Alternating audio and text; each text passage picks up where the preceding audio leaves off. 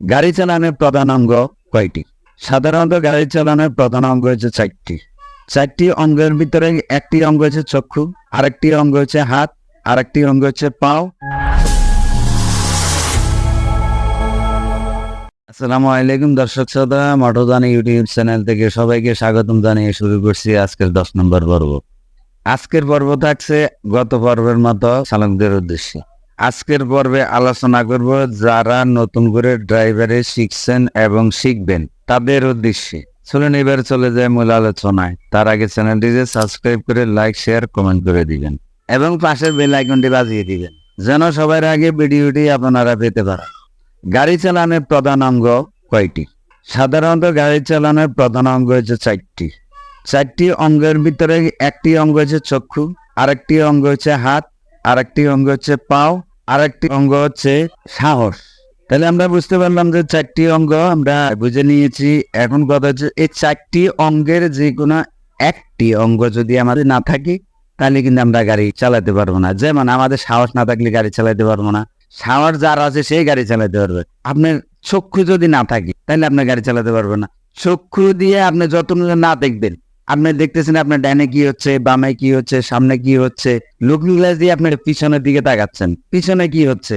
দৃষ্টি না থাকলে আপনি গাড়ি চালাতে পারবেন না। হাত না থাকলে আপনি স্টারিং ধরতে পারবেন না, এবং গিয়ার লিভার ধরতে পারবেন না, গিয়ার চেঞ্জ করতে পারবেন না। পাও না থাকলে আপনি ক্লাচ করতে পারবেন না, অ্যাক্সেলেটর চাপ দিতে পারবেন না, ব্রেক করতে পারবেন না। তাহলে আমরা এগুলির ব্যাখ্যা আপনি বুঝতে পারছেন। চারটি অঙ্গের একটি অঙ্গ যদি কোনো একটা কম থাকে তাহলে কিন্তু আমরা গাড়ি চালাতে পারবো না। তাহলে বুঝতে পারলাম যে গাড়ি চালানোর কয়টি অঙ্গ থাকে এবং কি কি। একটি অঙ্গ না থাকলে গাড়ি চালানো যাবে না। এই বিষয়গুলি আমরা বুঝতে পারলাম। তো এবার যেগুলি আছে আমরা সেগুলির দিকে যাই। নতুন যারা প্রশিক্ষণ নিচ্ছেন তাদের অনেক কিছু জানার দরকার আছে। আপনারা যখন সকালে উঠে গাড়ি বাইর করুন, বাইর করার আগে কি কি চেক করা লাগবে? গাড়ির কাগজপত্র কয়টা থাকে এবং কাগজপত্র কয়টি, সিগন্যাল কত প্রকার, ট্রাফিক সাইন কত প্রকার, ট্রাফিক সিগন্যাল কত প্রকার, এগুলি আপনাদের জানার দরকার আছে, শিখার দরকার আছে। রোড সাইন কত প্রকার, রেলগেট কত প্রকার, এগুলি আপনারা না জানলে আপনাদের রোড গাড়িতে লইয়া রোডে গেলে আপনারা অনেক কিছু বুঝতে পারবেন না। রোড সাইনের আপনার দরকার আছে। রোড সাইন না হলে গাড়ি চালানো যাবে না। এক এক জায়গায় এক একটা সাইন থাকে, এগুলি আপনাদের বুঝতে হবে। নতুন যারা আছেন তাদের জন্য বলছে, পুরানো যারা আছেন তাদেরকে তো আগে লোকেশন আমি দিয়ে দিছি। তো বর্তমান যারা নতুন চালানোর শিখতেছেন এবং চালাবেন, নতুন যারা এখন রোডে উঠবেন, তথ্যগুলি হয়েছে তাদের জন্য। তা আমি এখানে যা কিছু বলেছি, যে প্রশ্নগুলি আমি আপনাদেরকে করেছি এবং সেগুলির ব্যাখ্যাও কিছু দিছি।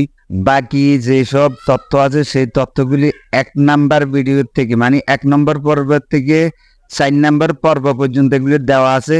সেগুলি আপনারা ভিডিওগুলি দেখে আপনারা সেগুলি দেখে শিখবেন আর শিখে নিবেন। আজকের মতো এই পর্যন্তই। আপনারা ভালো থাকুন, সুস্থ থাকুন। ঈদ যাত্রা ভালো হোক, ঈদ উপভোগ করুন, ঈদ আনন্দটা আপনাদের ভালো হোক। আর ভিডিওটি যদি আপনাদের কাছে ভালো লাগে তাহলে যে লাইক, শেয়ার, কমেন্ট করে দিবেন। আল্লাহ হাফেজ। আসসালামু আলাইকুম ওয়া রাহমাতুল্লাহি ওয়া বারাকাতুহু।